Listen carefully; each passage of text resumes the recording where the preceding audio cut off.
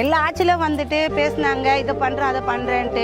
யாருமே வந்து கொஞ்சம் தான் அந்த ஆட்சி வரும்போது வந்து செய்யறாங்க பராமரிப்பு, அவ்வளவுதான். மீதி டைம் எங்க இருக்கிறீங்க ஏதாக்குறீங்க கூட கேட்க மாட்டாங்க. நாங்க பணம் போட்டு எல்லாம் கூலி அன்னாடம் காய்ச்சி பீச்சை நம்பி இருக்கிறோம். வேற எங்களுக்கு தொழில் எதுவுமே கிடையாது. அது போனா உண்டு இல்லைன்னா இல்லை. எங்களுக்கு முதல்ல இந்த மதம் செவரு கட்டி கொடுக்க சொல்லுங்க, பாதுகாப்பு.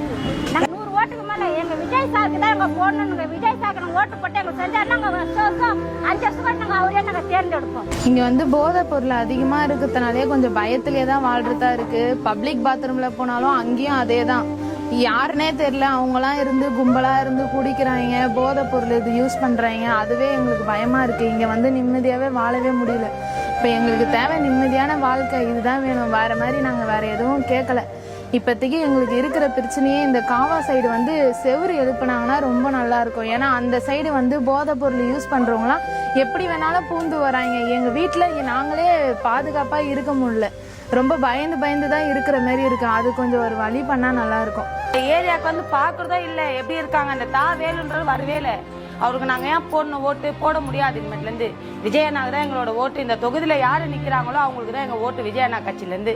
அவ்வளவுதான், வேற யாருக்குமே கிடையாது. இந்த வரும் கொசு தொலை ரொம்ப இருக்குது சார். பின்னாடி பாத்ரூம் இந்த பக்கம் காவா நடுவில் நாங்கள் இருக்கிறோம். தண்ணி வசதி கரண்ட் வசதி இது எதுவுமே இல்லாத நாங்கள் வேறு இடத்துல தனியாக இருக்கிறோம் வாடகை கொடுத்துக்கணும். இது கொஞ்சம் ஹெல்ப் பண்ணாக்கா கொஞ்சம் நல்லா இருக்கும் சார். எங்களுக்கு என்ன தேவை? கரண்ட்டு, தண்ணி, சொந்த வீடு, இதுதான் நம்மளுக்கு வேணும். இது கொடுத்தாலுமே நம்மளுக்கு போதும் சார்.